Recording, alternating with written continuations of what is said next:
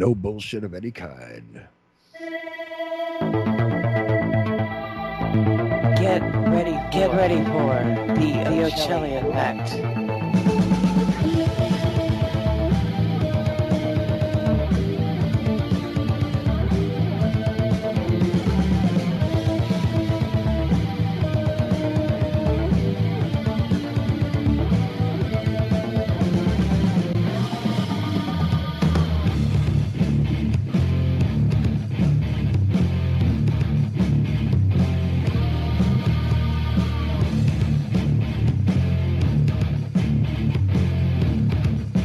And now, the most underrated voice in all media, the alternative's alternative, Chuck Ochelli.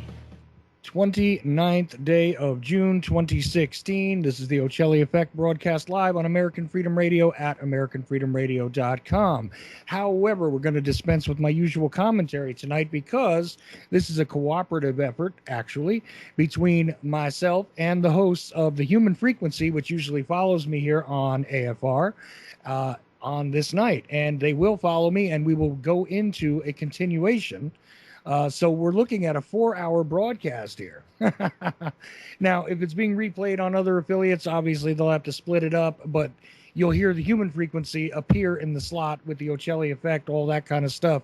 Anyway, no matter how it is you decided to encounter us, whether it's further on down the stream, you've gone into American Freedom Radio's archives, which I do believe the Human Frequencies archive will appear in the Ochelli Effect archive, and conversely, the Ochelli Effect will appear in the Human Frequencies archive after this show is done. So, hopefully, you've all caught up to all of that. What are we talking about tonight? Well, first of all, let me just say happy birthday to my son, Frankie, who is 2 today. Anyway, the subject matter for tonight is Orgonite.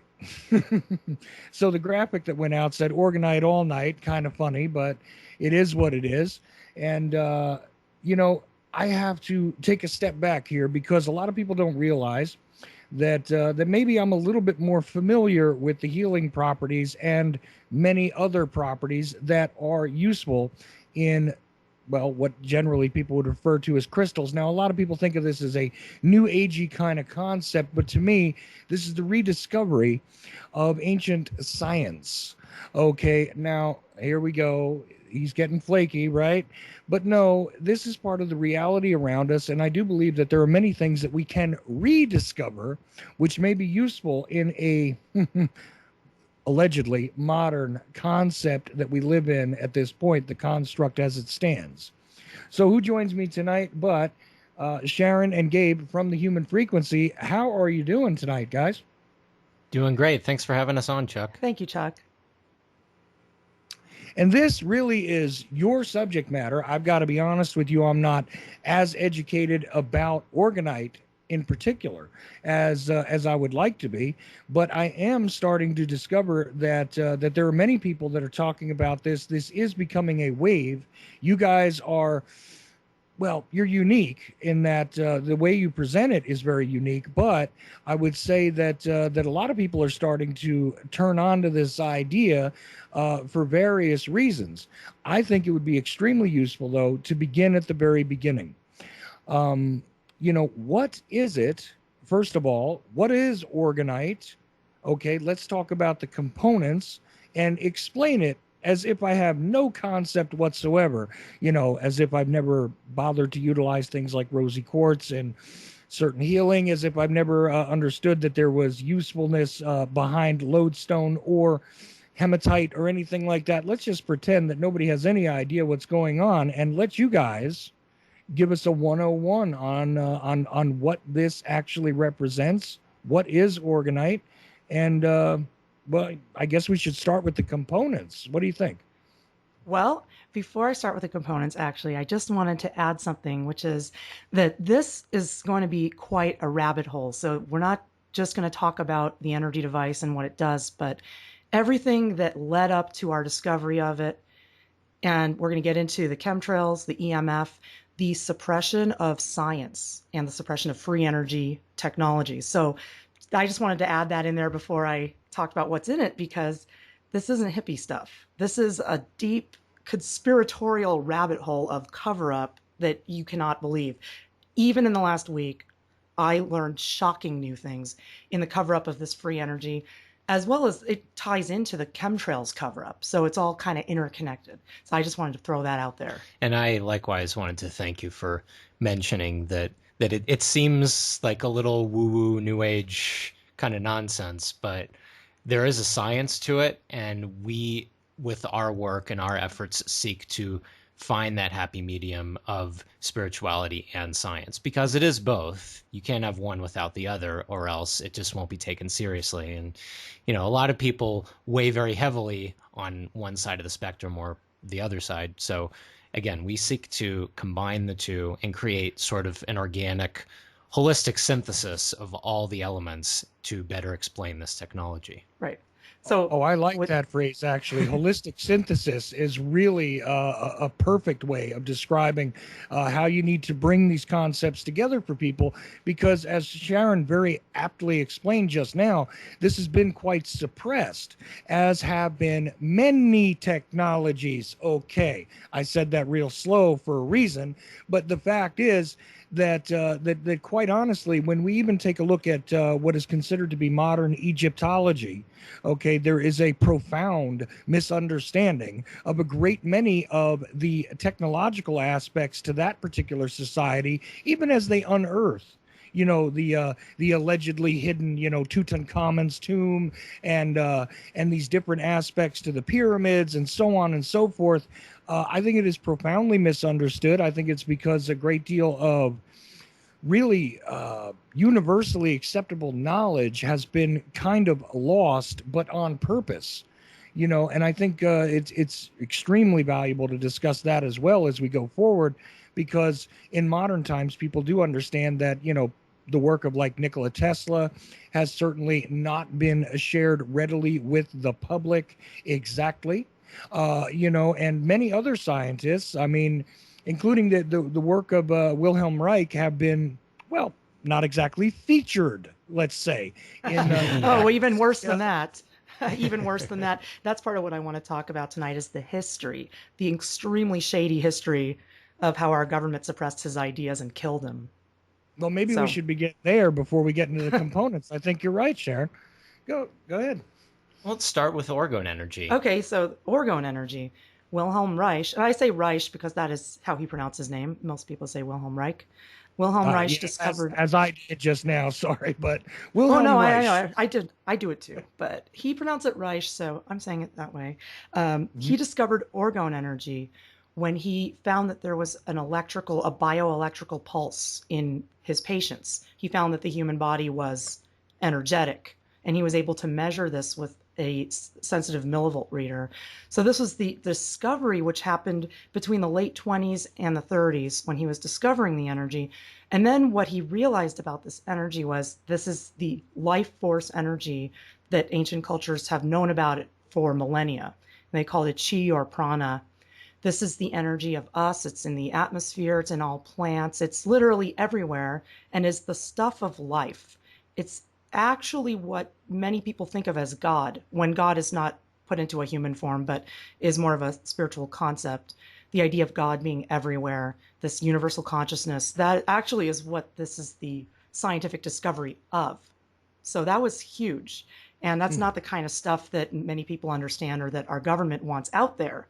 Because what he found about this energy is it could be used in cancer treatment and it could be used in drought abatement. These are two huge things that led to a whole lot of other discoveries of the evils of the FDA, as well as the unnatural weather modification that was already going on at that time. So this opened him up to a much deeper level of what was really being suppressed and what was really going on. And what ended up happening was the FDA came down on him because they didn't want him curing cancer. They said orgone energy doesn't exist. That was their claim. And that if he were to write about orgone energy or study it, anything he published on it would be considered illegal, mislabeling of something that doesn't exist at all. You can't talk about something that doesn't exist. So I guess you have to kill him, right? They put him in jail. They put him in jail in 1957. He died in jail right before he was supposed to be released of mysterious causes. His laboratory was destroyed and all his books were burned in the United States. Some of his books are still incredibly rare today. You can only get a Xerox copy of it from the Wilhelm Reich Trust. But the German copies did survive, and in the 1970s they were translated. And fortunately, we still have all of his works still available. So despite the suppression of his work at the time, it didn't end up working out. It just delayed it a little bit. But I wanted to also add that there's a song that Kate Bush did in 1985 called Cloud Busting from her album Hounds of Love.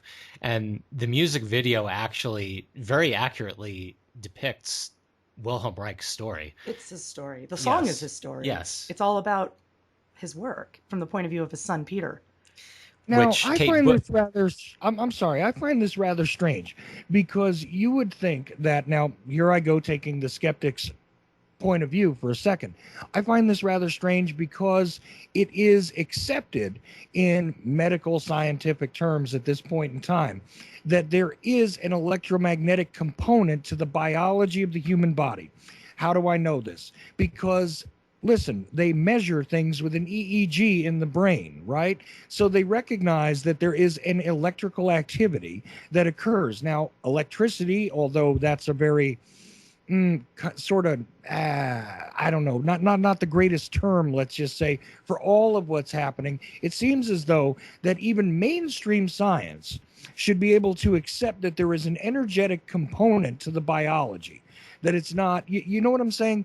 Like, in other words, it's clearly that the body can be a conductive element, but also there is a process which originates in the human body that they literally recognize as the activity of the brain. Okay.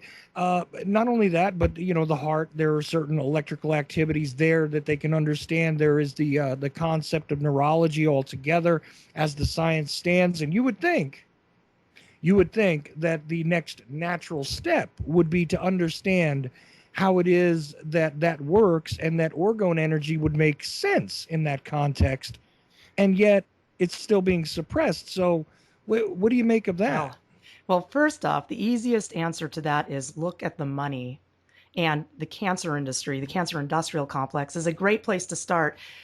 It's true that science is recognizing these energies, which is actually why we're able to now have a discussion about orgone energy and not have it sound woo-woo, because we're able to say, well, science has found all these things that you've just mentioned. But they've accepted it only to a point. Right. You know, the fact that if they admit, yes, the body is electrical, that's very innocuous still. It doesn't take into account the implications of what Reich discovered, which is the life force, which is literally universal God consciousness. Right. So it's actually a huge, huge discovery because it's emerging of spirituality with science. But on just the simple level of the energy itself, we are able to have a discussion about it now, and scientists talk about it now. And engineers, electrical engineer Ken Rolla, he was on our show a couple of times talking about it. It's now something we can discuss. But because of the implications of what it can do, a lot of its properties are still being suppressed. So it may be out there. Here was a huge one for me in the last week. This was just a major, major mind-blowing discovery. I was listening to Kate Willen's show, The Blue Sky Report, on American Freedom Radio, the episode where she had Scott Stevens talking about literally the chi of the atmosphere, the orgone. He was talking about orgone energy. And I've read his website, weatherwars.info. I read it a few years ago, and these articles he published around 2004 were describing orgone energy in the atmosphere in relation to weather, which is a lot of what we're working on and what Reich worked on. So he knows about it. He was talking about it, but he deliberately suppressed certain key pieces of information in the interview.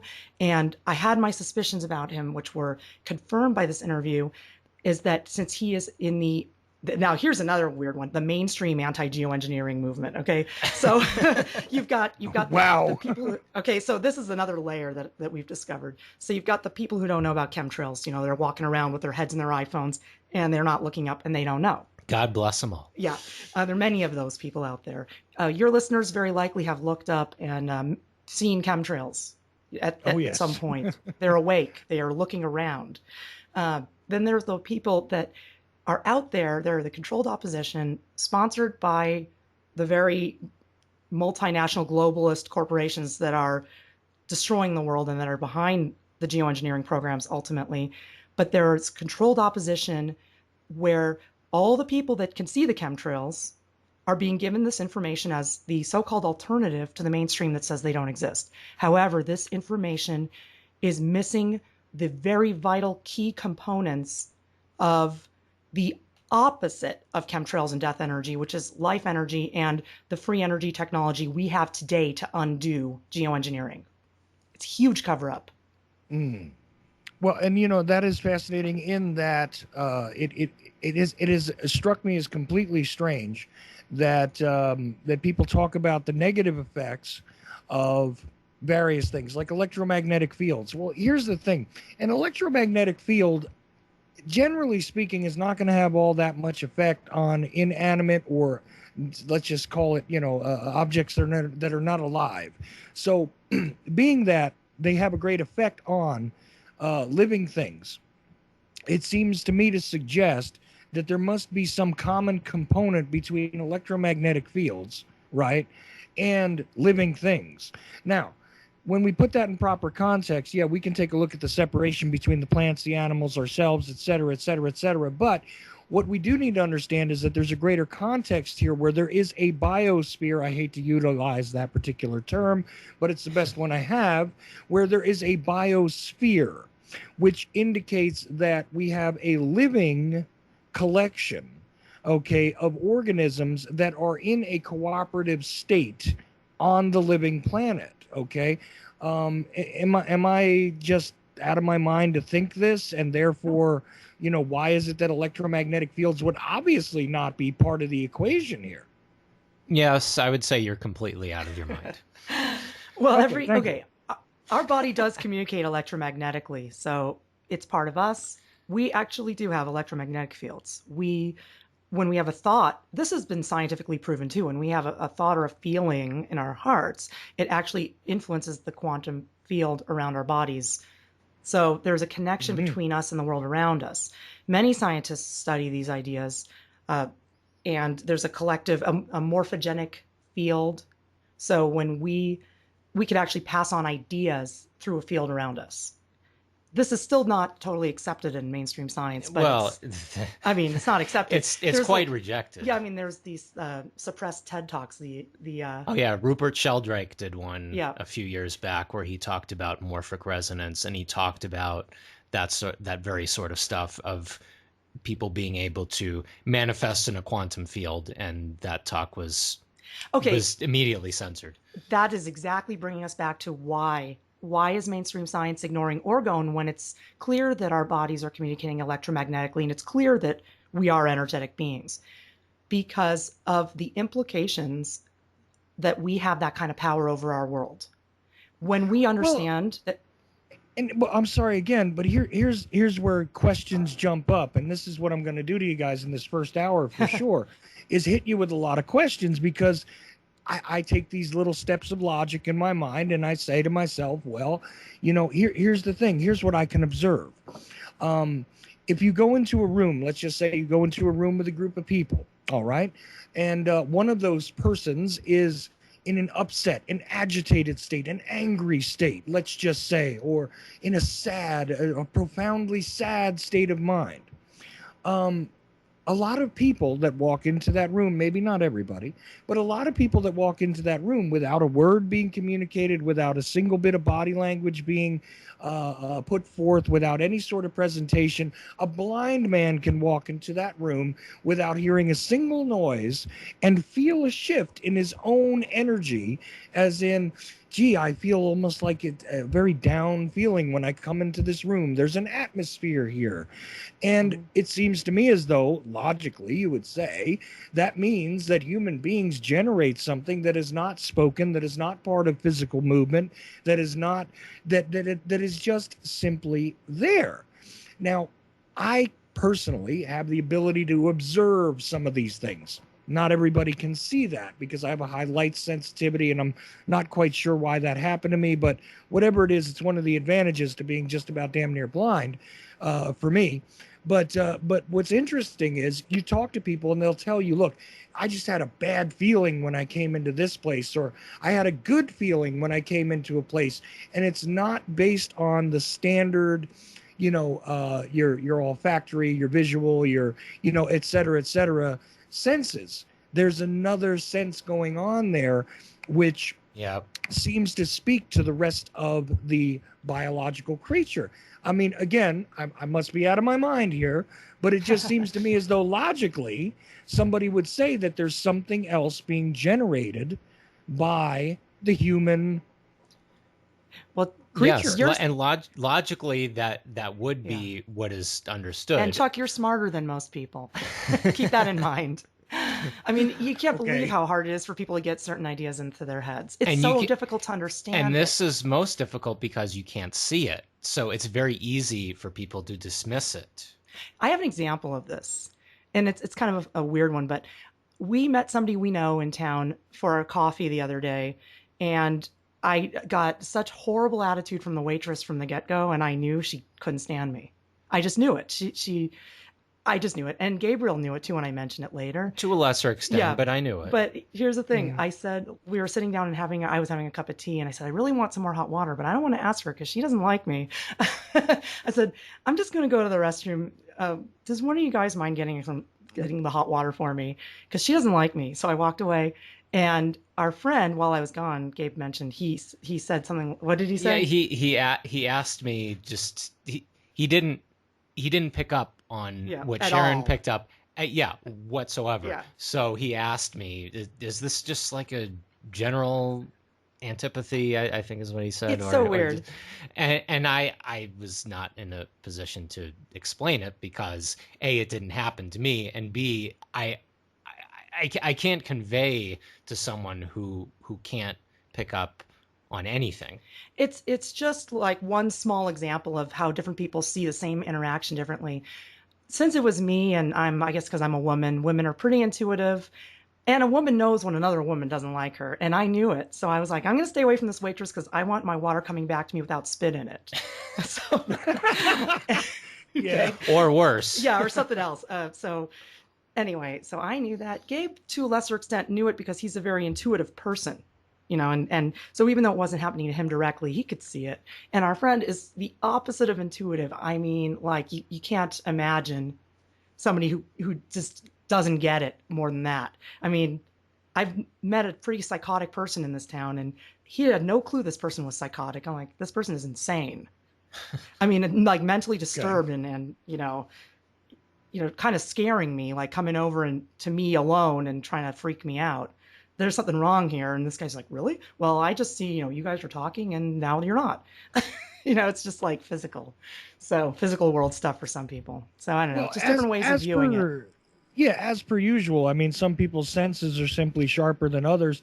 And the truth is that, quite often, unless you actually turn your head, your peripheral vision may not be very strong. So, it's just the way it is. And yeah, I've seen that. And I'm dumbfounded by people who have absolutely no sensitivity to anything. I'm kind of jealous of them, to be honest with you, because sometimes I wish I could shut it off. Me too. Me too. Oh, my gosh, sometimes.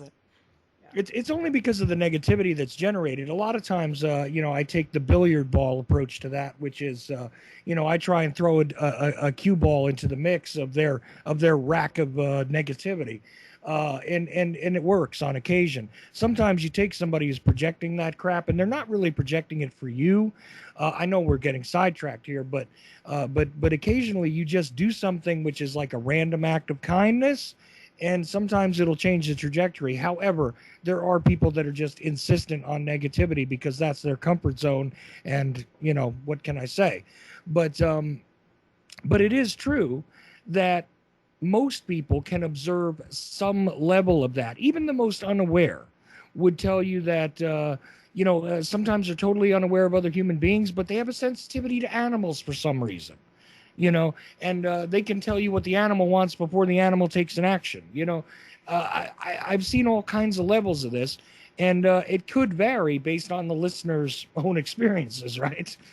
Right. Yes. but nonetheless, I would say it's something that's very tangible, based on one's own experiences. Sort of like describe the feeling of love. Well, we do all accept that exists, but to give an accurate description of it when you really pare it down is rather difficult, I think. It is very hard to describe emotions. It's, sometimes someone will say it's just something you have to experience or something you have to feel. That's how orgone energy is actually. When you understand it and what it is, you have to feel it to know that. It's something I can't describe. That's why I want to send you some so you could try it for yourself. Yeah, a verbal explanation just doesn't do it justice. I could do the verbal explanation. We've got 4 hours and there's a science to it, and it's amazing stuff when we talk about what we've used it for, and the amazing environmental cleanups you can do with this stuff and how you can really shift consciousness. But it's something you won't understand until you feel it. Then you'll know what I'm talking about. But anybody can make orgonite, and anybody can make simple, even orgone energy devices. Orgonite is just a device that collects and amplifies orgone energy. It creates orgone energy. It is an orgone energy device, also known as scalar energy, and it contains quartz crystals. You can use other stones too, but quartz is ideal because it has very unique piezoelectric properties. And fine metal shavings and a copper coil.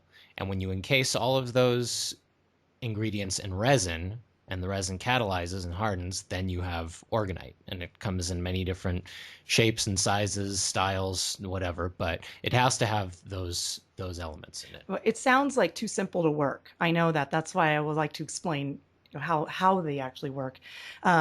But actually, it doesn't collect orgone energy. It generates orgone energy. Wilhelm Reich's devices, he made 2 devices. One was an orgone accumulator that collected it out of the atmosphere. And it was a box which was layered with inorganic and organic materials, like we use in our orgonite, the organic material being the resin and the metals being the inorganic material. So that's collecting. His Cloudbuster, which he made, which was a very large-scale orgone energy device, which he used to bring rain and clean the atmosphere, that would actually send out orgone energy, which is what orgonite does on a much smaller scale. So the way it works is the crystal contains an energy, which is orgone energy, and in physics now they call it scalar energy or scalar waves. And crystals are nature's technology. They're used in phones and computers. That's part of the components. The components of your cell phone are the same as the components of orgonite, essentially. Mm-hmm. So the crystal and even dating myself really quickly. I mean, when you had to build your own radios, right? You required a crystal because this could actually collect. A crystal in and of itself can collect that which has now been put out on a frequency. Okay, and so literally speaking, scientifically, it's provable that crystals can be utilized to collect something that is being put out, that is being generated. Okay, even in a broadcast sense, if you put the proper, oddly enough, if you put the proper metal configuration around a crystal, you can receive radio waves. Exactly. Very simple. So this is the orgonite is an extremely simple energy device. The crystal is putting out that energy, and it's encased in a polyester resin, which catalyzes. So it starts liquid, and then it catalyzes, becomes solid, and squeezes on the crystal. The squeezing action around the quartz puts a pressure on it that activates its piezoelectric properties. And then you use ultra-fine, super fine metal shavings. You can use little flakes of aluminum or shredded brass, which you can get from your locksmith. And the smaller the better, which creates what's known as the Casimir effect between the pieces, and that's the energy. The smaller the particles, the more of that effect you have. So you've got the crystal putting out the energy, the resin squeezing on it, which is amplifying it, and then the metals are putting that energy forth, and the copper we use is repelling negative ions. So it's putting out into the atmosphere and in your home negative ions, which are healthy for you and they're healthy for the atmosphere. Many people have negative ionizers in their homes, which are air cleaners. So it has an effect of cleaning pollution out of the atmosphere. And also neutralizing harmful frequencies, which are getting more and more pervasive in this society, specifically wireless, Wi-Fi routers, cell phones, cell phone towers, smart meters, et cetera, et cetera. The list goes on. But it has these properties, and the way Sharon and I have been using it for the last 2 years or so is we're using it using deployment of tactical orgonite pieces on a very large scale to do what's called georestoration. That is undoing the engineered California drought specifically by targeting the largest sources of positive ions and electromagnetic pollution, which are cell phone towers. And by targeting these specifically, natural weather systems can be restored to large areas. Rain can be brought back. Natural weather systems can be allowed to move through again. There's just a bevy of positive effects that come off of distribution of these devices. Right. The orgone energy is spiraling. Scalar waves are spiraling. They're faster than the speed of light, and they move through matter. When we create an orgonite piece, it creates a little vortex. And when we make a lot of them, it creates a bigger and bigger vortex, especially with the massive distribution. And it's a spiral-shaped vortex which throws heavy metals from chemtrails away from the Earth and into space. It's very far-reaching. So if you ever see funnel-shaped clouds after they've sprayed chemtrails, that's great because that means somebody's cloud busting near you. That means that somebody has orgonite, or there's a natural source of a high orgone energy concentration, such as a mountain. A mountain, because it's pyramid-shaped, and pyramids in Egypt that you mentioned earlier are emitting scalar waves through the peak. That's a natural function of that peak, which is why you'll sometimes see lenticular clouds over mountains, those rounded. Even if there's no orgone generating materials within them, just the shape itself can be a natural orgone generator. And the Earth is a natural orgone generator. So you've got the shape of the mountain, the pyramid shape, and you've got minerals within the Earth that are creating this effect. So that's what we do with orgonite. It creates a vortex which throws the chemtrails away from the Earth, and it also has the effect of neutralizing electromagnetic fields. And without electromagnetic fields, we would not have weather modification. Chemtrails do not exist in a vacuum. Chemtrail program it's the energetic warfare against us and our planet, the manipulation of our weather through electromagnetic fields, changing the energy of the atmosphere. The metals are just up there to create a plasma state which is easily manipulated by electromagnetic fields. So we remove the metals, we restructure the electromagnetic field and make it quieter and coherent. And that's why when you do this, they can't geoengineer your area. Well, what seems to be universally present in what people would call chemtrails is aluminum, right? Now, you're telling me that the aluminum, I mean, because it does a lot of damage, that's for sure. And there's all sorts of damage that's done to, this is why they're developing aluminum resistant crops now, and all this other stuff, because it's been so extremely pervasive throughout everywhere you can grow anything, I think. Aluminum is one of those things that I think is just harmful in and of itself, to be ingested and to be continuously factored into places where it doesn't belong, as far as, it comes to growing, agriculturally things, et cetera, et cetera. But it seems odd to me because aluminum is not super reactive, let's say, to what most people would think of as magnetism. So, I mean, I wonder if you could sort of explain that when it comes to, this discussion. I mean, what are we looking at here? Oh, in the geoengineering, so you're talking about these crops that have been modified. The USDA has a patent on crops, on seeds genetically engineered to withstand soils acidified by aluminum and drought. So both. So when they're spraying the chemtrails up there, they're putting aluminum in the sky along with barium and strontium, nanoparticulate sized, so that literally one particle, if you lined up 60 of them, that'd be the size of a red blood cell. They're tiny.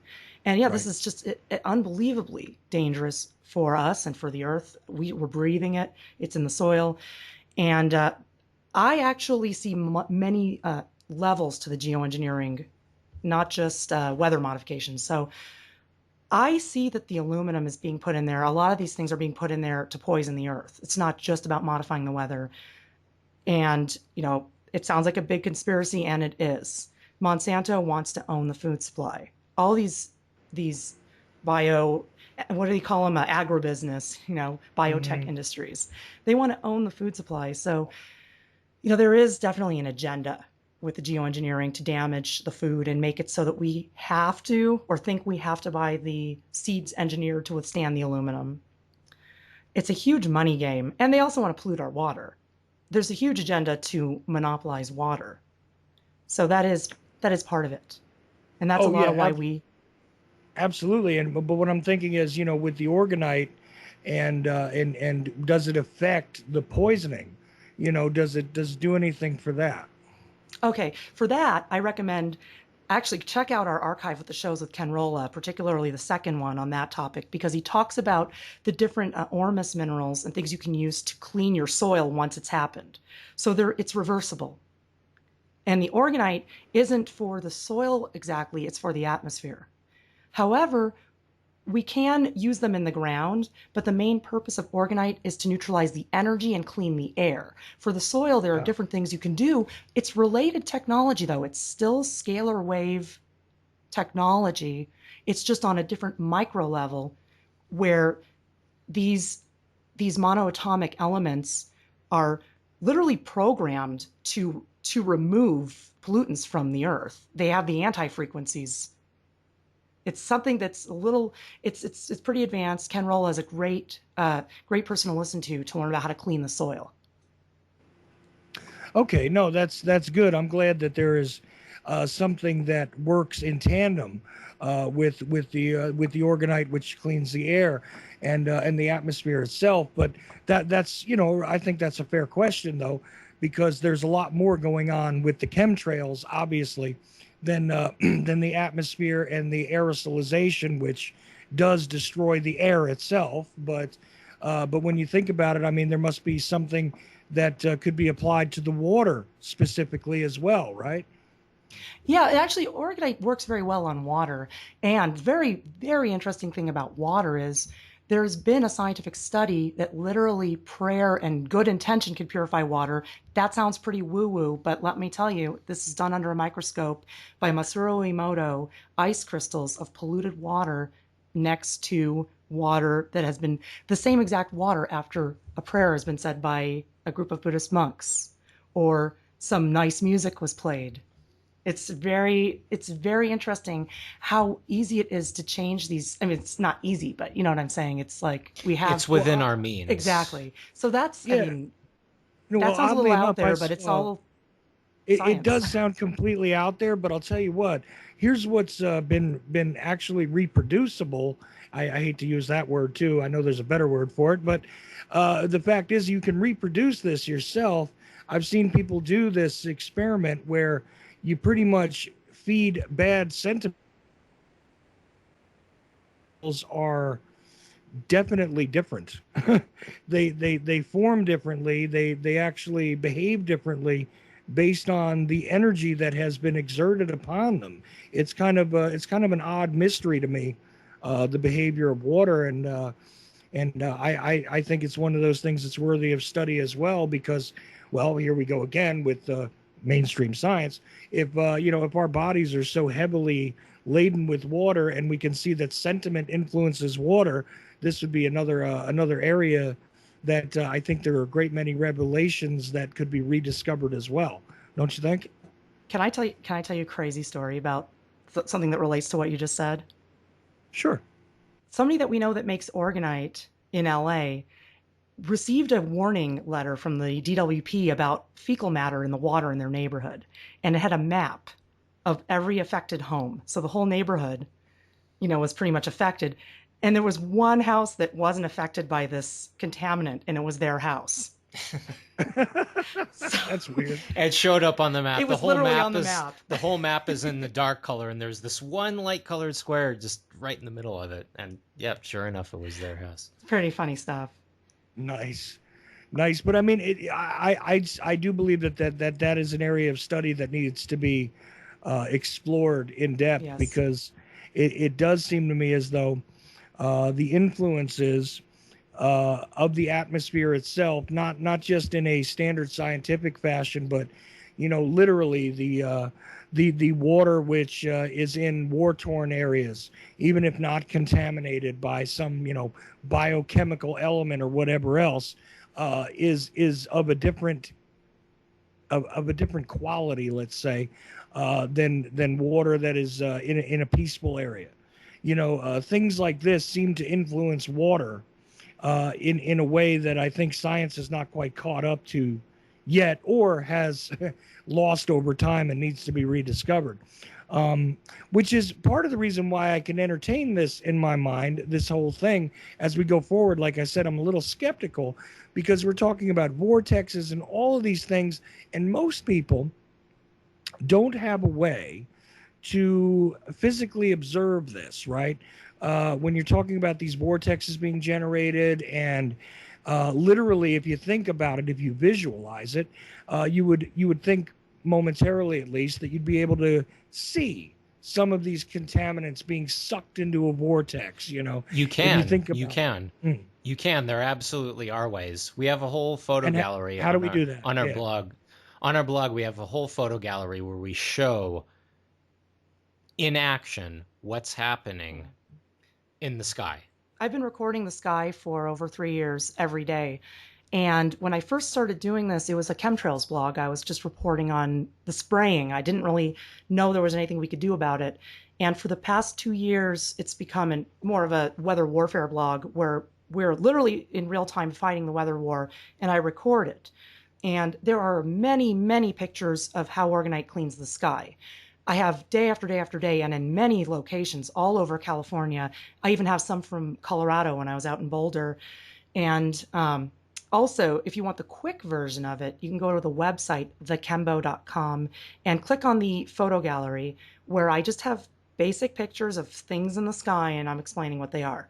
From geoengineering photos of chemtrails and whiteouts and polluted skies, and then that goes to the cleanups. So you can see how it breaks the chemtrails. For instance, when orgone energy acts on a chemtrail, if you see a plane spray a trail and the trail doesn't spread out, but rather twists and corkscrews and breaks, that's an example of orgone energy acting on a trail. Now, like I said before, this is an energy that's natural on Earth. So it can happen even if you don't have orgonite, if there's a natural source of it, or if their energy is weak that day, because this is a weather war. We're literally fighting them every day. It's exhausting, by the way. And it sounds like science fiction, but it's really going on. It's science fact. It's science fact. You could see pictures of chemtrails breaking. That's one example. The funnel-shaped clouds I mentioned, that's another example. And also the process of transmutation. I have documented this hundreds of times, day after day after day. And in different places, like I said, different places we've traveled and done the same work. After a distribution of orgonite into an area, and we generally distribute between 50 and 200 at a time, depending on how big of a trip we're on, we will see dramatic atmospheric changes, especially if they've been spraying chemtrails. It's actually better if they have been spraying chemtrails, because you can watch and record what it does to the trails. So I have documented this for a long time. And that's what we've done, is we've done it, we've watched, and we see what happens, and we take photos before, during, and after.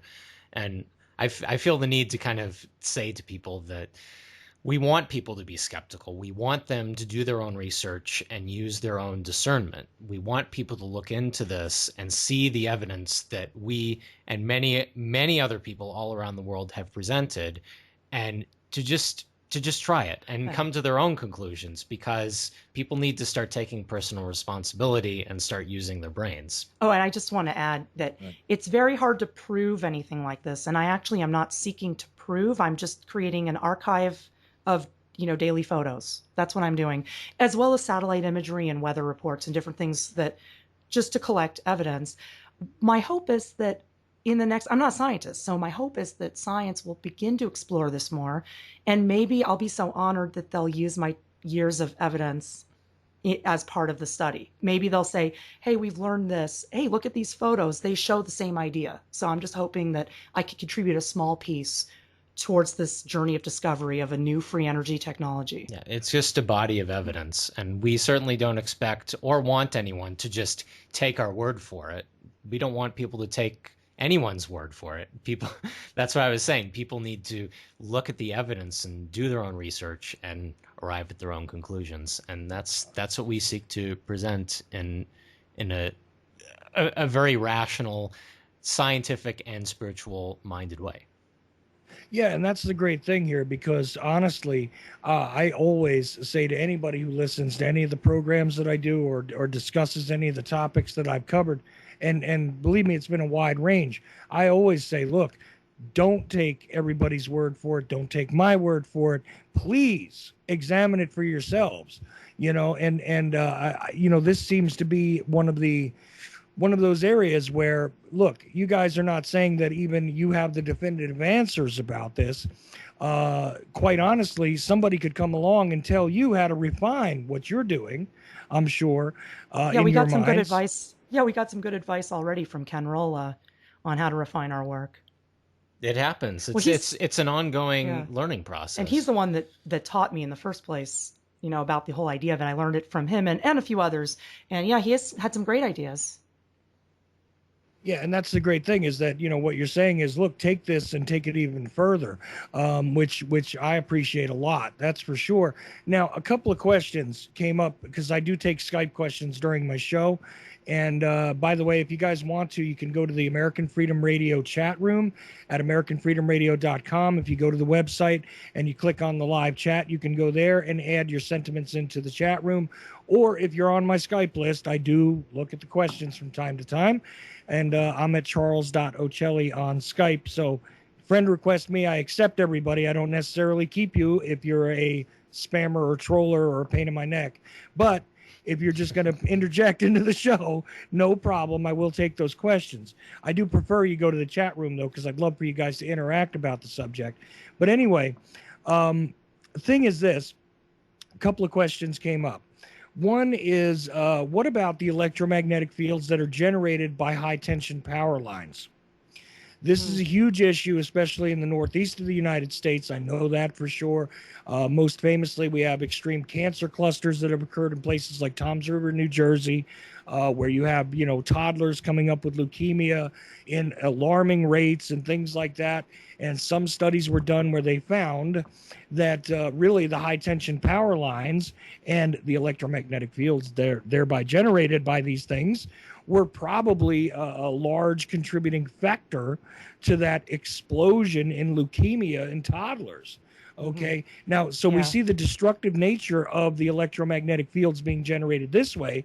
So even away from the chemtrails topic, does orgonite and the use of these particular devices, does that help with that kind of thing? My feeling is it helps. I think that its main purpose is to work on wireless technologies, but we actually throw our orgonites under power lines because the power lines are putting out dirty electricity and a lot of positive ionization. And that's extremely unhealthy for people. And that's why the orgonite can help in that it negatively ionizes. Although it's not really for use on dirty electricity, it's more for the wireless technologies. Because it's negatively ionizing, I think it helps. We tend to throw them under power lines when we do our gifting. So I recommend everyone have it, but I wouldn't live near power lines because I'm not into the gadget fixes for things either, And if you're very sensitive, then it can be a real problem. Yeah, we had Lloyd Burrell on our show a couple of months ago, and he talks about electro hypersensitivity, and it is a real thing, and many people suffer from it, and he gives good advice on how to cope with that. But as far as the two of us are concerned, we don't endorse living near those sources of electromagnetic frequencies. Yeah, the power lines are definitely bad, and actually the way our electricity is set up in this country, it's designed to be harmful. It's just not done in a way that keeps us safe because it emits more electricity than is needed. So a lot of it's thrown off as dirty electricity, which is, what those power lines are putting out. Well, it's on the wrong frequency too. That's the thing. I had electrical engineer Larry Woods on my show several times discussing this. I got to put you guys in touch with Larry Woods, by the way, because I think it would be a quite the fascinating discussion. Because he was, a master electrician and all that kind of stuff, and then realized that a lot of what he had learned in doing that was really negative, and he's gotten into the coils now for free energy and things like that, related to vortexes that are created and stuff like that. I think you guys would have an interesting discussion. But the power lines, just thinking about it, it seems as though it would go right in line with it, because, of course, this also works for the cell towers, which I can tell you personally, after having lived, a stone's throw from a cell tower for a while, once I got away from it, I certainly felt an increase in my own healthy way of being physically to begin with. But psychologically, I even discovered that there was kind of a shadow that was lifted off of my mind by getting away from this thing. And it just, again, it's one of those things I think a lot of people aren't considering, and they especially place these things in places where there are people who don't have a great deal of choices about where they live. When you've got power lines over your head and you've got cell towers all around you, generally speaking, you're not in the greatest of economic situations, and probably your choices are limited. Okay. So, I realize you guys are saying, well, gee, I wouldn't choose to live near power lines, but, for some people, it's a matter of it's either here or nowhere. And, anything to chelate that effect in any way, shape, or form, I think would be useful. And that's why I think I was being asked about the power lines there on the Skype question. This is actually why we've gravitated towards living out of the city, because we didn't have the money to live in a good part of LA either. We were surrounded by cell towers when we lived there. So we moved far away, and it's really cheap here. We're really far from LA, but there's only one cell tower in our town.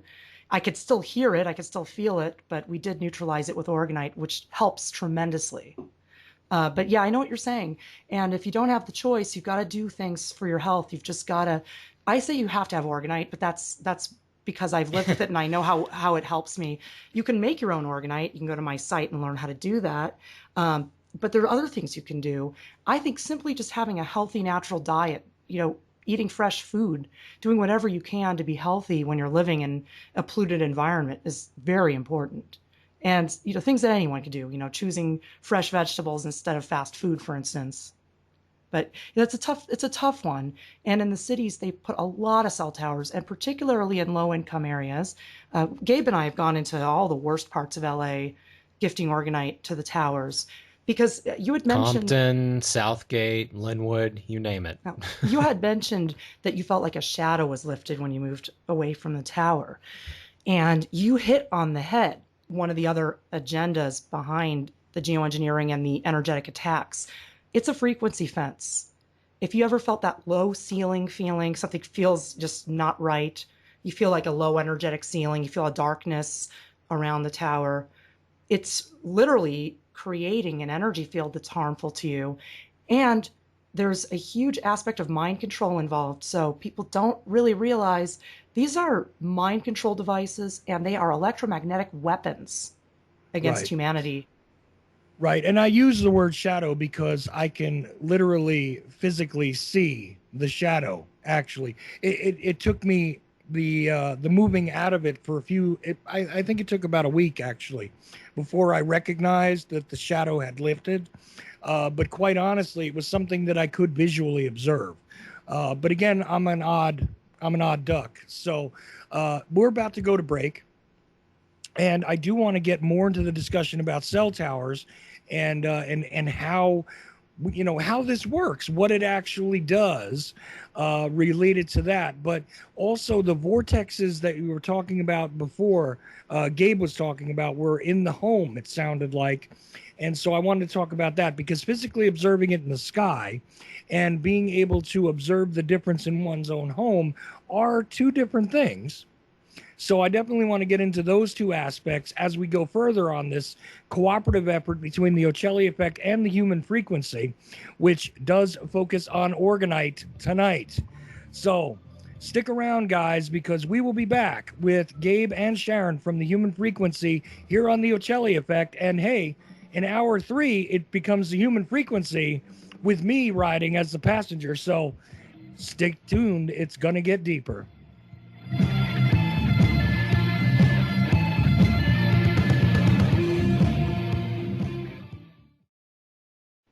very word secrecy is repugnant in a free and open society.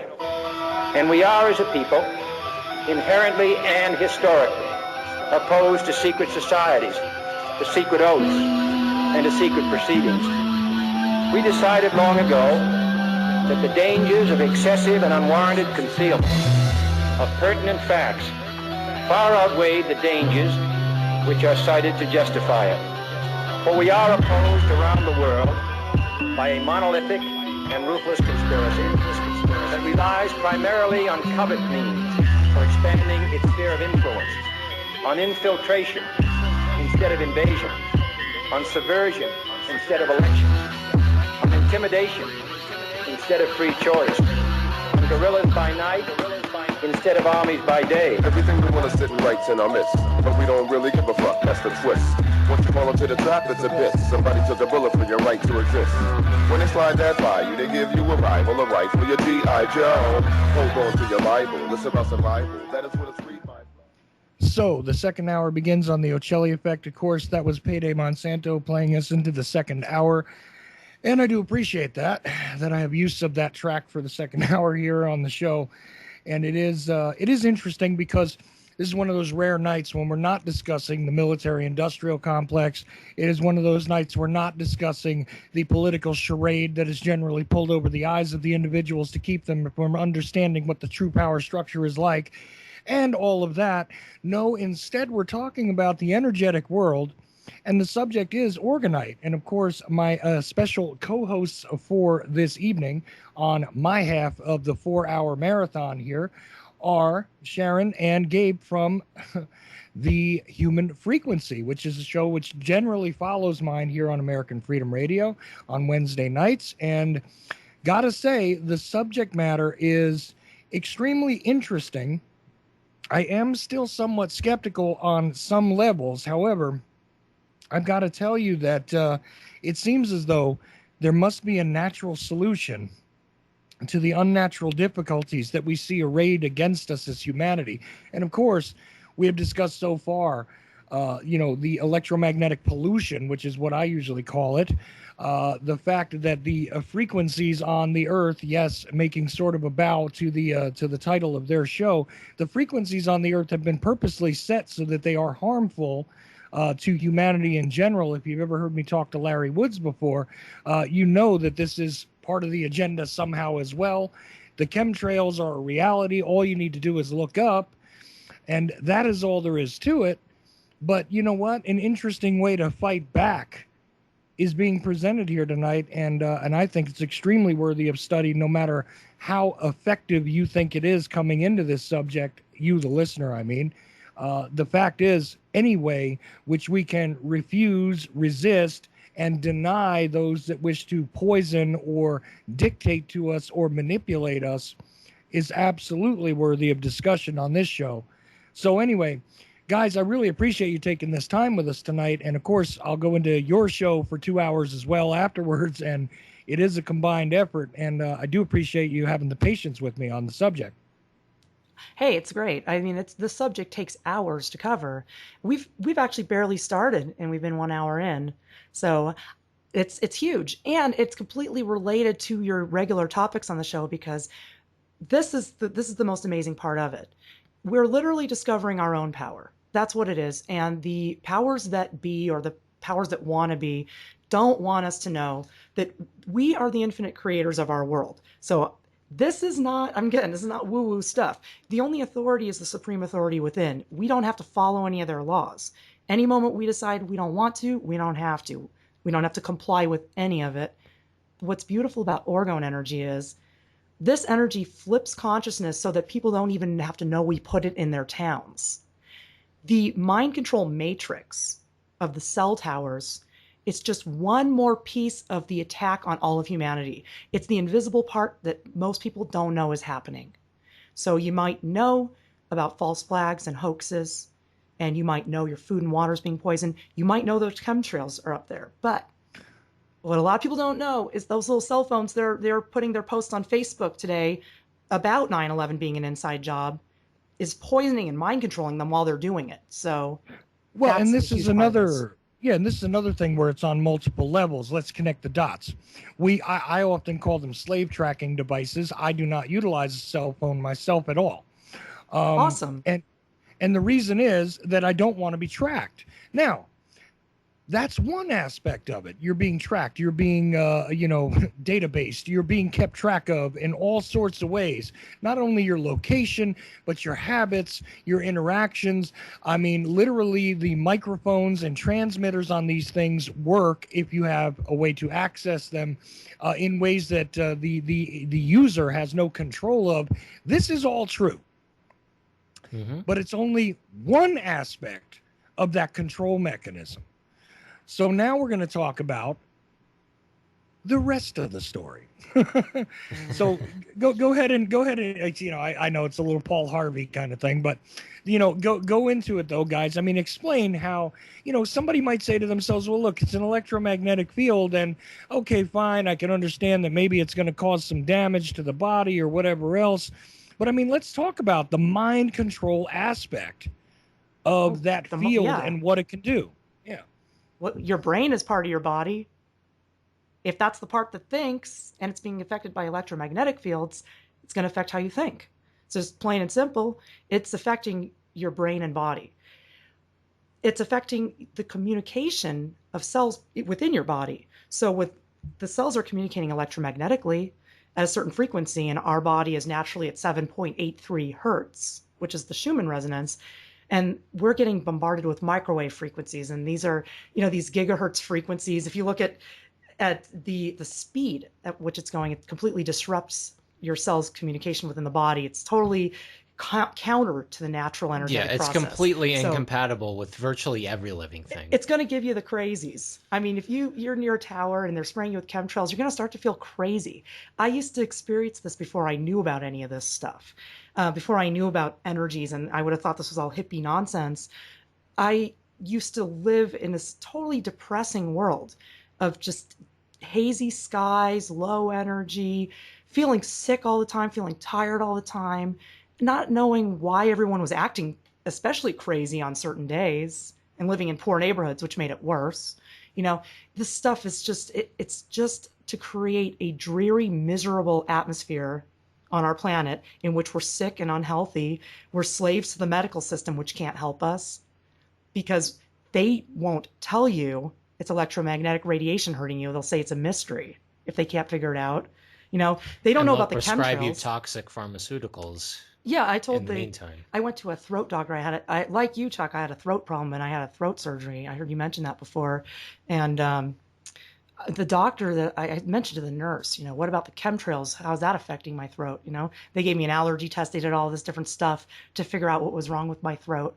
And she said, just talk to the doctor about that. She didn't want to, they didn't want to talk about that. I could just tell it was a no-no subject, So anyway. Yeah, you bring up chemtrails to one of these, sickness industry professionals, and they turn colors. They don't know what to do because, they have to stick to the script. You understand? They have to stick to their schedules. They have to stick to, exactly what it is allowed for them to bill people for, so on and so forth.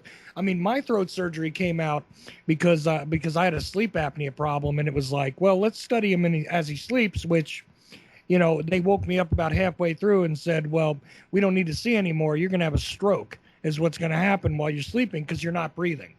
Now, I had all sorts of allergies and things like that as well. And they went in and basically took out part of the soft palate, took out the tonsils, reconstructed the inside of my nose, all kinds of wonderful surgery, which led me to not be able to eat for 3 weeks and just about damn near killed me, to be honest with you. And it's something that I would have sought another solution to had I known how torturous it was. But it did also kind of wreck my singing voice. But anyway, all that put aside, when you go to these doctors, though, what is generally the thing they want to do? They want to introduce other things which generally, at best, mask what the problem is, mask the symptoms without ever getting to the center, to the actual, cause. You know what I mean? A lot of these things Yeah. are mysteries. Remember the whole, what did they call that? Chronic fatigue syndrome. Nobody talks about it now, but you guys know what I'm talking about, right? Mm-hmm. I had it too from all this crap in the air. You're not a patient. You're a customer. Exactly. Right. There is no incentive. There is no incentive to cure you. There is only an incentive to keep you coming back over and over and over again. And that's what the whole system is built on. And people might say, "Oh, I have a good doctor. I have a great doctor. I have the best doctor." That's all well and good, but a doctor can only be so good if the system that trained that doctor and the system that it is ensconced in is flawed from the get-go. So you might have a good healthcare professional or whatever, but the system is so inherently messed up that it's just you got to do other things these days. You got to have healthy diet does so much. Sharon talked about that earlier. The healthy diet is key, because you can sit around waiting for the government to put GMO labels on GMO food, or you can just learn what they are and not eat those foods. So right. It again comes back to taking back one's power and taking personal responsibility and using your own brain and your own cognitive skills. And we need to take back our power too, energetically. So that's what we deal with. But we deal with all of these things. I mean, every topic, including the topics that you normally talk about, they're all interconnected. What we're dealing with is the invisible stuff that people don't realize is happening.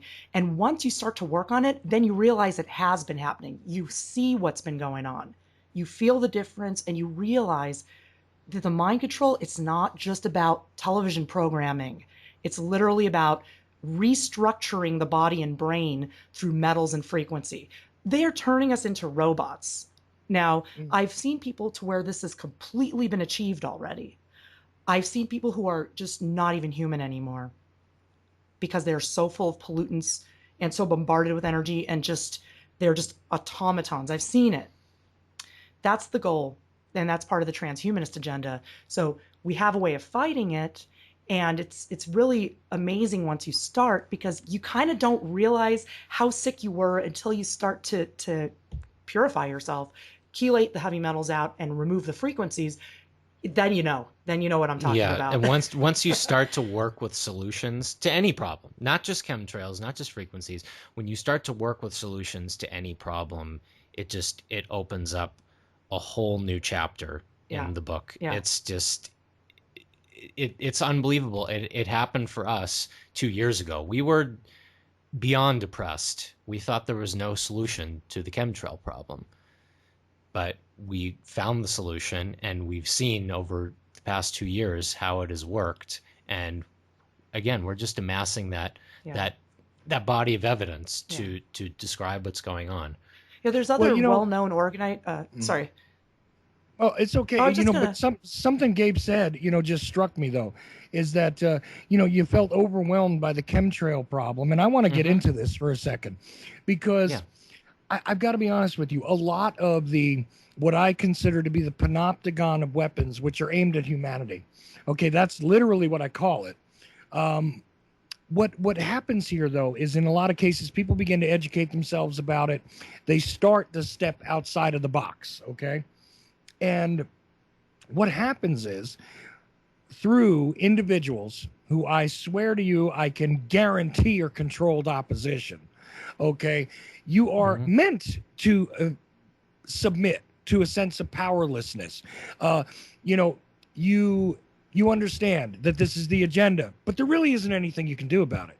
You understand that there is a great mechanism which is trained on you, and it is true, but there isn't really anything you can do about it, because the overwhelming power structure doesn't allow for it. It is completely outside of the realm of being able to lay your hands on it, to being able to fully understand it.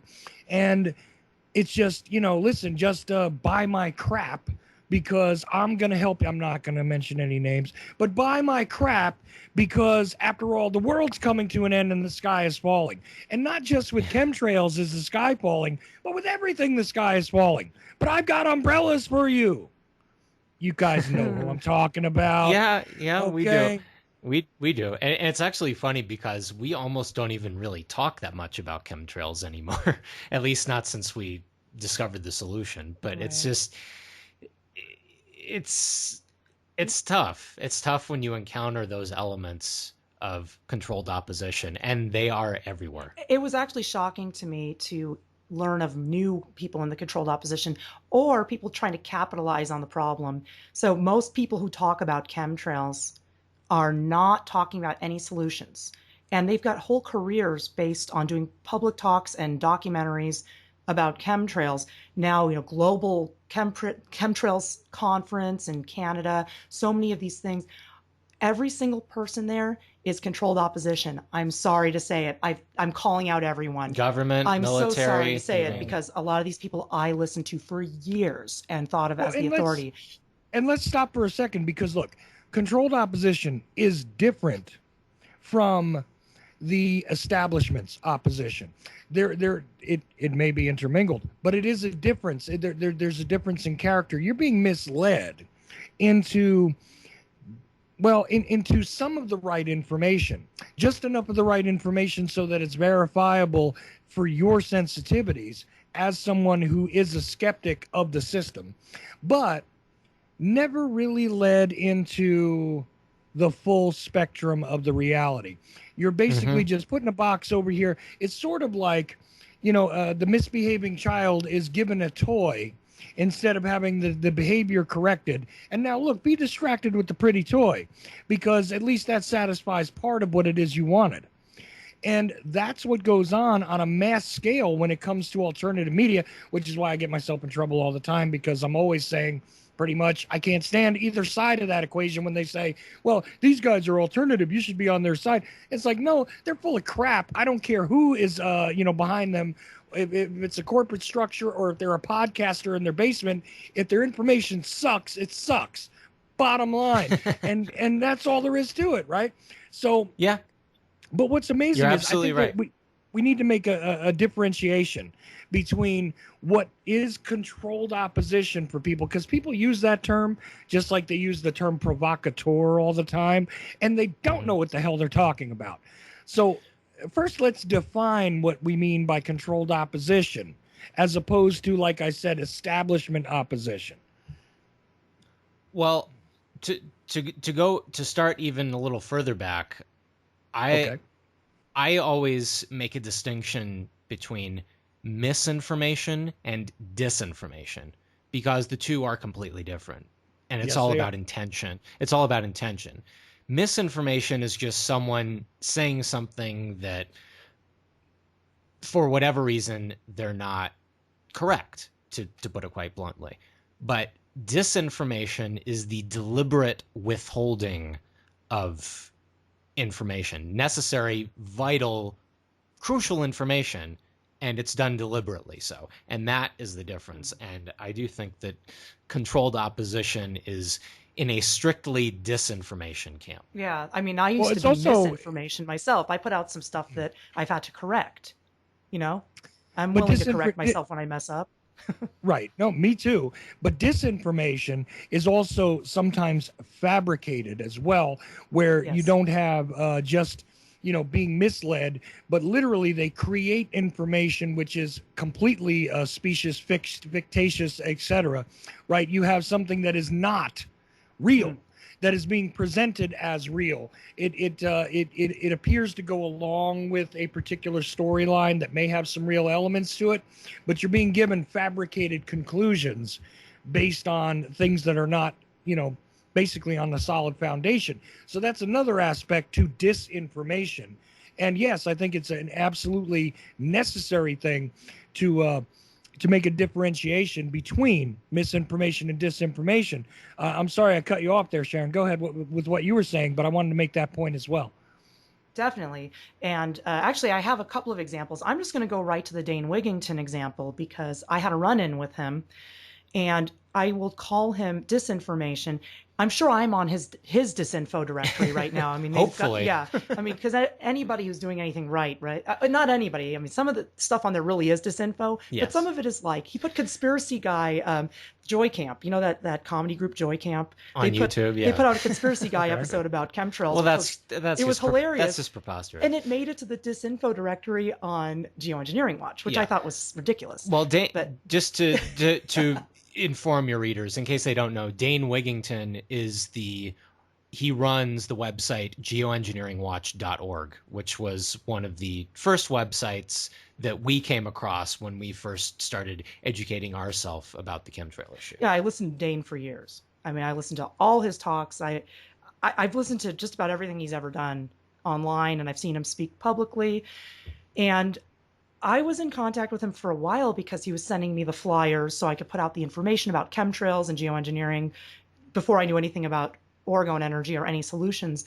I thought the idea here was to get people involved, get a critical mass so that we could petition the government to stop spraying us.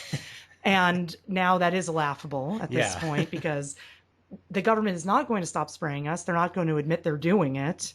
And also, they're not the only ones doing it. And they don't stop the others who are doing it, which include private contractors who do weather modification programs and international bodies and maybe possibly something above even that. That's a 4-hour block conversation in and of itself. And that's a whole nother thing. But see, once again, we'll stay on Earth for now. But once again, we see disinformation being created based on part of the story, which is tangible, right? But meanwhile, that's the only thing there is to it. So don't bother looking behind the curtain. Keep watching the show that Oz is showing you. All right. Yeah, it's based partly on fact, and that's how it gains the credibility that it gains. Well, the correct stuff from Dane Wigington and Geoengineering Watch, they've got it right about the weather modification. They understand the metals being used. They do understand that frequency is involved and the agriculture is being affected deliberately. The water supply is being affected deliberately. Engineered drought. This is all correct. Where they get it wrong, the hugest thing where they get wrong is that we have nothing we can do about it. And if you post any comments on that website, on any of the message boards after the articles, if you post a comment, it will be scrutinized by Dane and his people and may or may not be published. I put up a comment to respond to someone who had said something about a black substance on the rocks, asking if it had fallen from the sky. Because I had researched the work of Wilhelm Reich, I could reference his discovery of a black substance on rocks when he was discovering drought and climate engineering back in the 50s, because he already was discovering about the geoengineering back then. I cited that reference. That's all I did. I didn't even really talk too much about orgone or anything. I just mentioned the black stuff. Didn't get posted.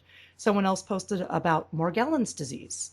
And we actually know that there is a way to treat Morgellons disease. It's a device that Hulda Clark invented called a zapper, which puts an energy pulse through the body that kills parasites. I made a post about this device. That didn't get posted. So I did it all anonymously too.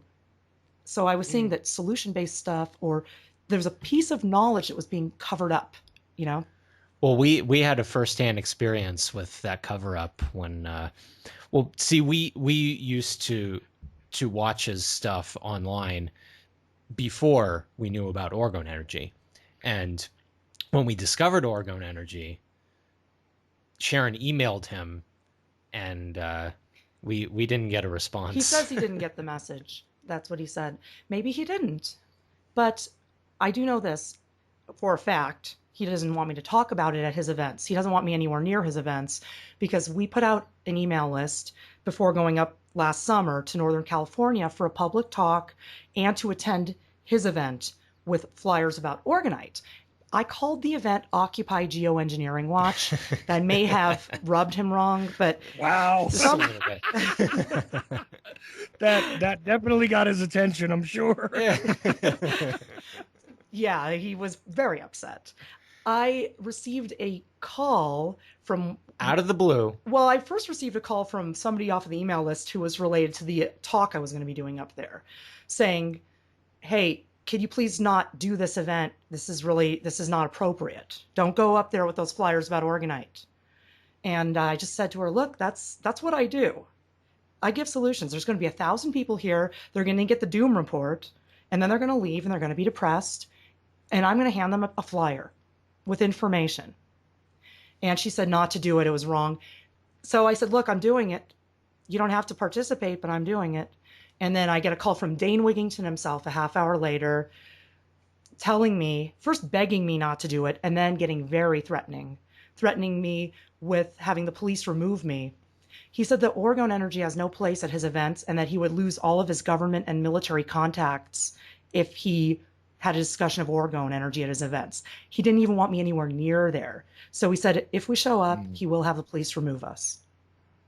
And we showed up anyway. Yeah, we went anyway. We had a talk to do, so we went up to this event, and it was actually kind of interesting because it was about a year ago in August, and there was a forest fire nearby, so the air was just choked with this thick layer of gray smoke, and it was like 90 degrees out. It was a very oppressive feeling. It matched perfectly with the theme of the event, by the way. Oh, of course. But we showed up, and they had all these signs plastered at the front of the auditorium. It was at some high school or community college, and these signs saying we reserve the right to remove anyone for any reason. You know, it's just these very, very sort of demonic. They searched our bags. Yeah, they searched us before we could go into the auditorium. They searched the bags. They have this big sign out front with this guy in a gas mask on the trails superimposed behind him. You're being sprayed like a bug. You know, that's the kind of mood that this event was. It was evoking. so fun and happy. Yeah. It was like a big party.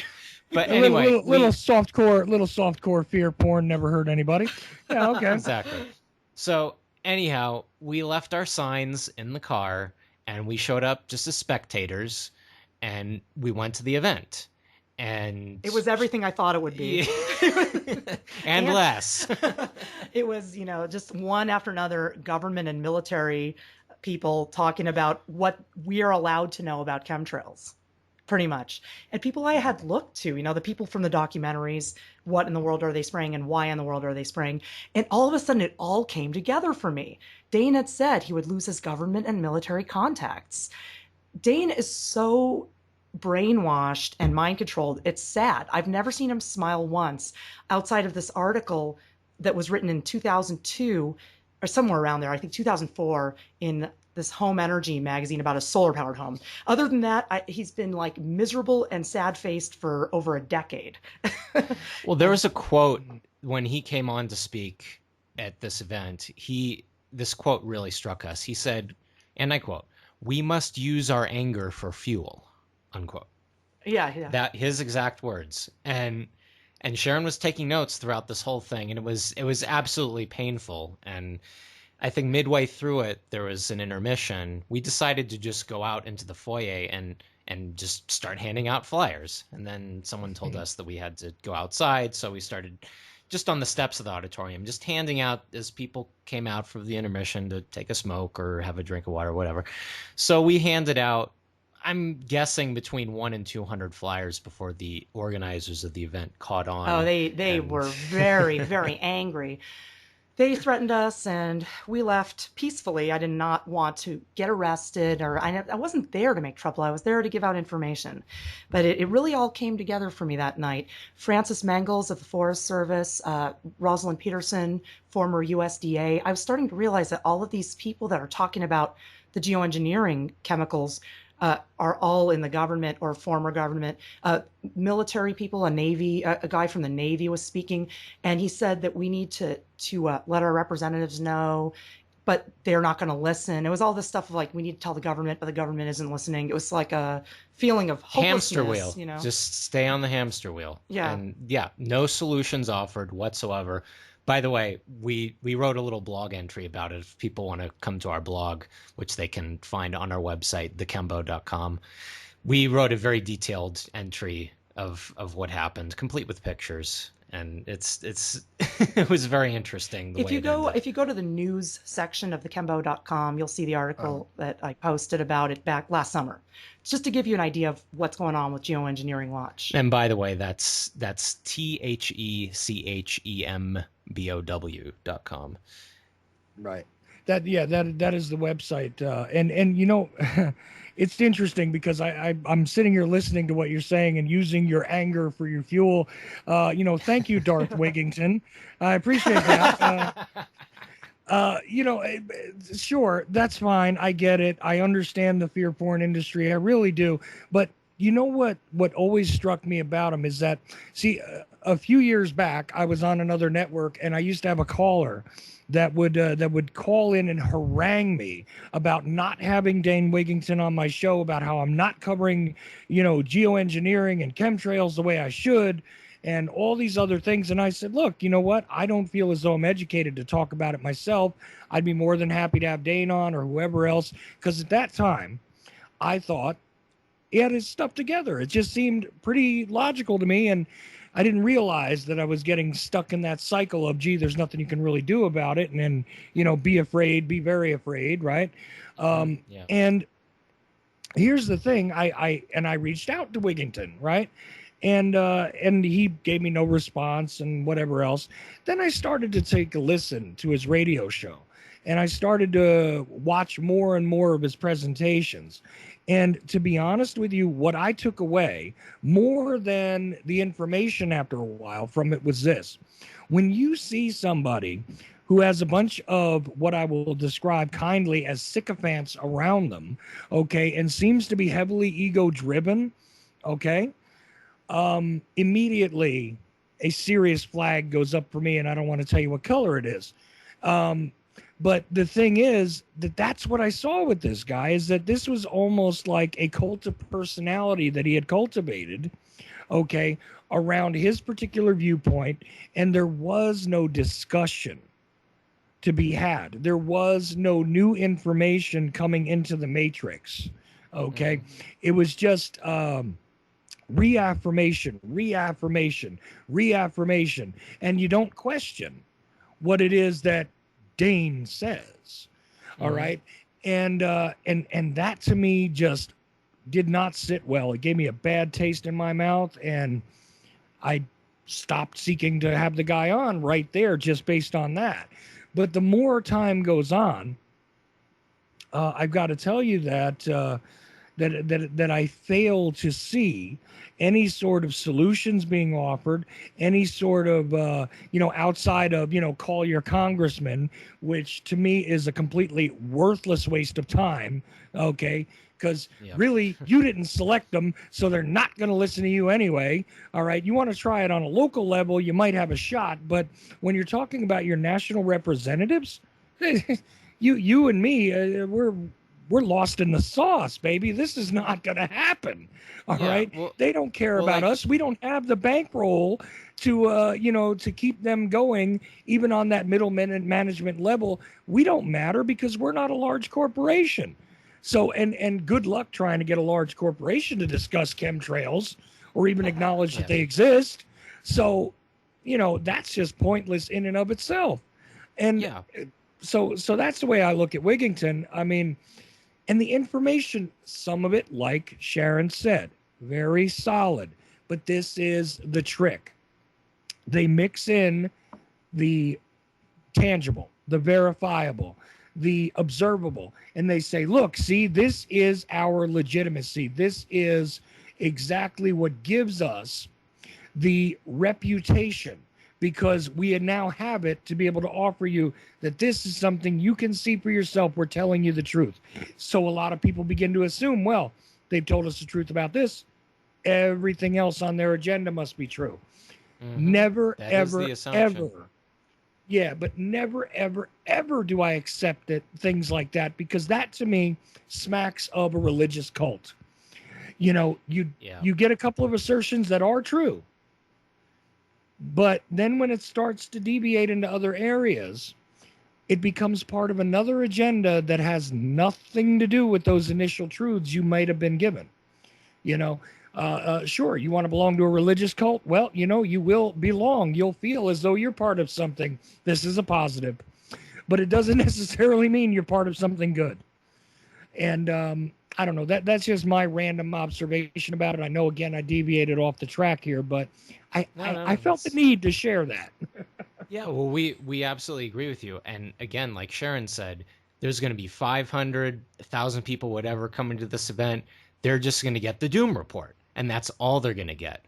Our whole reason for going to this thing was just to present a solution to anyone who would listen. And the way we figured it was, if even one of those people that we got the 100, 150, 200, whatever flyers to, if even one of those people looks at it, does just a little bit of research, and that's enough to pull themselves out of the fear matrix, the whole thing is worth it. It is worth it. And also, if just one person actually started making Orgonite and gifting their community, that would make a huge impact on the geoengineering for everyone, because it's something where you don't need everyone to know. And that's where Dane definitely gets it wrong when he says we have to sound the alarm and get everyone organized against geoengineering, because you can't do that because there's no one to organize against.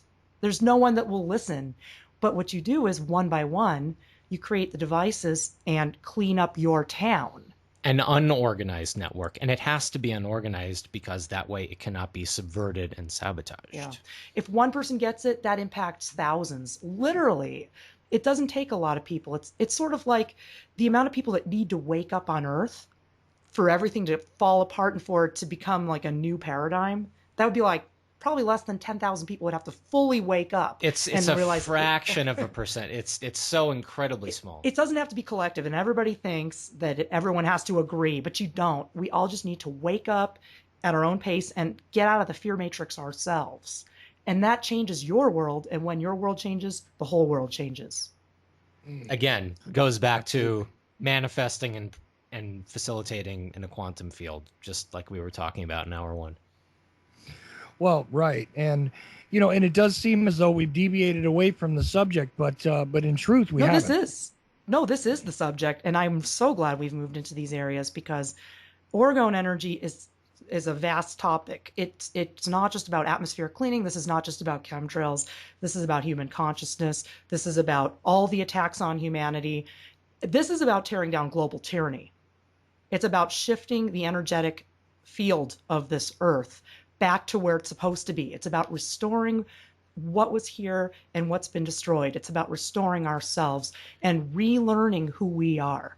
And that's the best part, is that it can be restored, even if it seems like all hope is lost. Even though it seems like it's been destroyed beyond all repair, it can always be solved. There's a solution to everything on this planet. And that's the most brilliant thing about that working with Orgonite and orgone energy has taught us, is that there is a solution to everything. Even GMO food. People think that's, once it's done, it's irreversible. It's not. That's what Ken Rolla taught us, is that the genetic coding for the plant is not in the DNA, it's in the consciousness.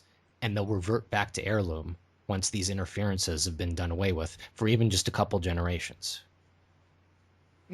See, now I'm a little skeptical of that, because it does seem to me as though once you altered the genetic memory of an organism, it does seem to forever be part of it in one way or another. I mean, you take a look at the aspects of human beings. We have certain traits which were developed based on, well, what the atmosphere, what the environment was doing to us, and they still are perpetuated today, despite the fact that we may have for many generations been removed from those particular natural surroundings, and it seems to me as though it's maybe a much longer story arc to that than maybe I can comprehend, but it just seems to me as though once you do these alterations, they're forever part of the equation. It would be if it was actually the DNA code that created the plant. But what Ken was teaching is that coding, that genetic coding, is actually in the consciousness, and we see the DNA as a reflection of consciousness. So it's kind of nebulous, our consciousness actually creates the body that we're in, because this is where we're at. We see this way. We see in the 3D. We are not vibrating in higher dimensions than 3D, but there are higher dimensions in which you could see. I'm not there. I'm working on learning to see in other ways, but I'm not there. You, for instance, can hear things and see things other people can't see. So you have abilities. But if indeed the genetic coding is in the consciousness, that makes sense to me, because I see my physical form as simply a reflection of where my mind is at. And so much of the DNA is not even being used. So much of our DNA is what the scientists call junk DNA, these unused strands. So the DNA is far more complicated than we think, but is also a reflection of consciousness, because part of consciousness expansion, and Len Horowitz talks about the DNA, this junk DNA and what it's for.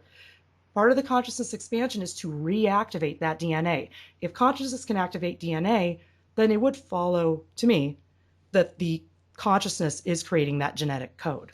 Hence the need for the parasitic entities to inundate us with these wireless frequencies, these toxins in food and in water and in the air, and all these different means to attempt to suppress that natural organic process from occurring. And that again goes back to orgone energy, and what we've learned through it is that it's possible to remove those distractions, to sort of quiet that electromagnetic noise, if you will, and allow these processes to happen unfettered. And it's a wonderful thing. I do want to mention, when we went off the topic, or we were saying it really wasn't off the topic, because Wilhelm Reich, who discovered orgone, also talked a lot about politics. He's got a large body of work. He gets into the politics of the time, why the world is in the state it's in, the human's mental state, which is called emotional plague, which is why we're so screwed up and why we're constantly at war. He talked a lot about psychology, politics, and biology, and all of this was happening while he was discovering the life force energy. So you can just imagine how varied his body of work is, and it all connects. See, now, based on a rudimentary assessment of what I've been able to observe, though, here's the one problem I have with what you're saying, and perhaps you can answer it, or perhaps you could point me in a direction where it could be answered. The thing is that there is a circular relationship between the energetic process and the manifestation, okay, which is the physical matter, which means that one affects the other, and conversely, the other affects the other. In other words, yeah, okay, the consciousness manifests the physical, all right, but the physical can also influence the consciousness. All right. Yes. Obviously, through your observations, et cetera, et cetera. So to me, what it seems like is some things are contained in the, we obviously don't have the entire human, they say they have the whole genome mapped and all that, but I don't think so. Because they don't understand the purposes of all of these particular little elements. And I don't think they've even seen all of the elements yet. But here's the thing. I do believe that some of that is then stored in what people would call their DNA, all right? Yeah. Which is why you have continuous strains of individuals, like, you're pale-skinned because the majority of your ancestors were pale-skinned, That's not something that you necessarily chose, I don't think. I think that that's partially been ingrained in the DNA, and that's one of the things that consciousness did. But also, as it's presented back to the consciousness from the physical, it influences what the consciousness interprets. Okay. So it seems to me to be a circular relationship. So I wouldn't say that the consciousness alone will dictate the structure of the physical. I think that it's a circular relationship. I mean, do you think I'm way out of bounds here? No, I totally could see that. It's totally related, and I'm not a genetics expert by any means. I was just very thrilled to hear this information from Ken Rolla about the genetic code of the seeds, and that we don't have to feel helpless about GMO seeds. I definitely see what you're saying. I mean, I have the genetics of my family and it is encoded in the DNA, like you said, but there's a consciousness aspect that influences that DNA. However, yes, I am a replication of my parents' physical appearances, and there is Well, a right, consciousness and aspect, but there's there's also that hard aspect of, yes, I have brown hair and blue eyes like my mom. Well, right, but there is also the idea that all sorts of input actually influences the DNA, like what they call an epigenetic reaction. Again, I'm not a genetics expert either. I'm just basing it on what I've been able to observe and learn. You have, you may have certain traits which are activated based on the environmental input.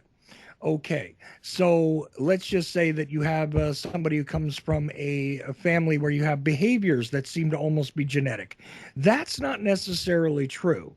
What they have is the potential for those behaviors, and certain environmental input creates the reaction, which sort of activates those aspects of the genetic strand.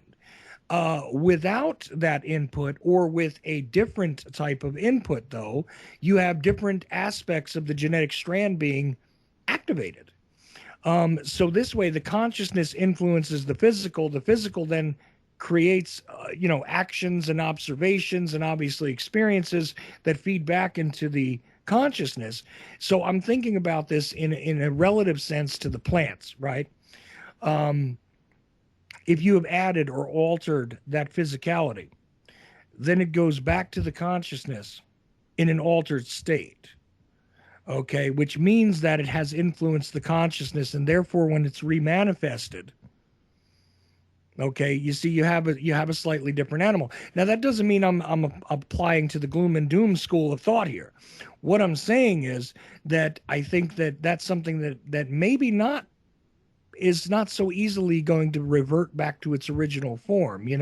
We as human beings, when we decouple ourselves from certain things, we don't revert back to an earlier form. We have the chance to evolve. It is a possibility that the heirloom concerns might not be the biggest thing. Perhaps it could go beyond that, and incorporating even some of those GMO aspects into the inactive part of the DNA. It's a possibility that we could have it again physically manifest in a way that is healthy once again. But I don't think we're ever going to be able to completely cleanse, let's just say, the genetic matrix of this tampering. Yeah, but Well, that's logical. you What you're know, saying is very logical, and it totally makes sense to me. And I think what you're saying is maybe it would be more of a restoration, and I can see that where maybe it's not the original, but it's not unhealthy, which is yeah, actually exactly what we do in the atmosphere. I get a lot of complaints from people over clouds they don't understand, and they're saying everything is manipulated by geoengineering. But what I explain is, well, this is the restoration process. So when you're looking at the atmosphere, you're not, even with the work we're doing, it's not going to look exactly like it would have looked if they hadn't geoengineered it in the first place. It's improved and it's natural and beautiful again, but it has changed. So it does right. actually make sense what you're saying. Right, exactly. That's exactly where I'm going. Is we may be able to restore it to a healthy state, but it's not going to be in its pristine form ever again. So that it's not a negative thing I'm saying here. What I'm saying is that realistically, as we move forward and we think about restoring things to just a healthy and acceptable way of being, and this might sound very far flung philosophically and whatever, but I don't think so. I think this is one of those things that needs to be considered as we move forward with solutions that we're not going to be able to restore it to its original form. We may be able to improve it. We may be able to make it healthy once again. We also may be able to make it even better. In fact, Absolutely. I so agree with that. I made a video. It's on my Vimeo page. So if you go to the website thekembo.com, there's a little link there for my Vimeo, and it was called Cloud Busting LA, and it's from November of 2014. And I definitely recommend checking it out because I mentioned this very thing in the video and showed many pictures of the sky as we were doing a restoration project of gifting Orgonite through downtown LA on bike. And I mentioned in there that I thought the skies were more beautiful than before the geoengineering. I said that the restored skies to me were more beautiful than the skies of my youth. There So you go. it's very inspiring when you can make that positive change. Yeah, that's back when we were having some issues with getting on YouTube, but we've since solved those issues, and we do have a YouTube channel which people can, of course, find out through that website. All the stuff is on there.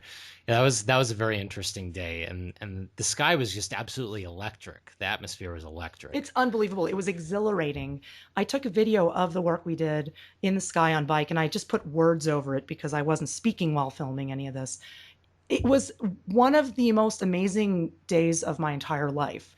We went off on bike from Hollywood into Echo Park area and placed Orgonite tower busters near every cell tower we saw, mostly by cell towers and some other places. It was cloudy, but there was definitely that rain suppression going on, which we always had, where as soon as it's going to rain, they spray and they try to stop it. And we went and did this thing. And every tower buster that we deployed, we saw the atmosphere change, and it got more and more natural. The clouds were forming, and by a few towers in, we started getting a few drops of rain, and after about a dozen towers neutralized, it started pouring to the point where we couldn't even bike anymore. So it was a very exciting day, and the skies, as the rain kind of stopped and the clouds parted later in the day, I've never seen such beauty. To me, it was more beautiful than if we hadn't cleaned the mess, if you know what I mean. It was exciting. That's what we do. They spray, we clean.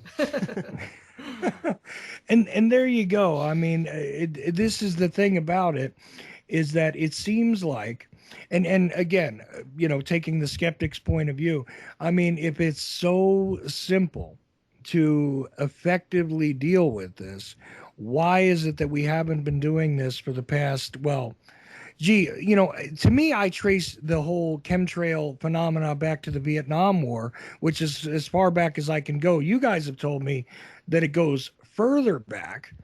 But for me, it's hard to lay my hands on something that's tangible, where geoengineering and weather manipulation was extremely evident. And I think that that's about the era that I can trace it back to. It definitely wasn't as prolific in the sky as it is today. When I was a child, when I used to look up at the sky a lot, I didn't see these trails. I didn't see these soupy skies. I definitely saw a better shade of blue. And once again, since coming to Georgia, I see that better shade of blue again because there's no trails in this part of the state. I don't know. Maybe it's just me, but I'm not seeing the trails. That's because of the work that's been done in Florida. A lot of work has been done near where you live, both by Don and Carol Croft and by Ken Rolla. So that area, we'll have to get into this in hour 2 because this is a lot, but that area has been This greatly. was hour 2. I'm sorry, hour 3.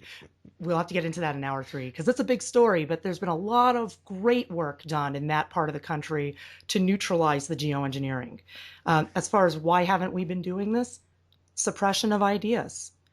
That this is not what the powers that be want, is for us to be undoing their weather modification.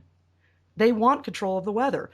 The U.S. Air Force has a document they put out 20 years ago called Weather as a Force Multiplier, Owning the Weather in 2025. That's what they want to do. So if we know how to undo it with just a few bucks and something we can make in our backyard, that's not going to be something they want out. No, that's for sure. And let's make it real clear. It's not just the military. It's not just the government.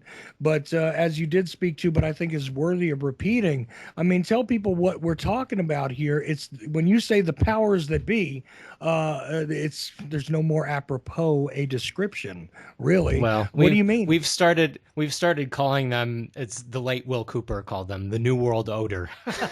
the so-called elite, okay? These high up banking families that just are parasites on this earth. And I know it goes beyond them, but let's just keep it on earth today so we can have, like you said, a scientific discussion of how orgone energy works. And we can look into the deeper rabbit hole and the connection between, we could find the connection between dollar collapse and environmental destruction and continuous war and surveillance state and police state.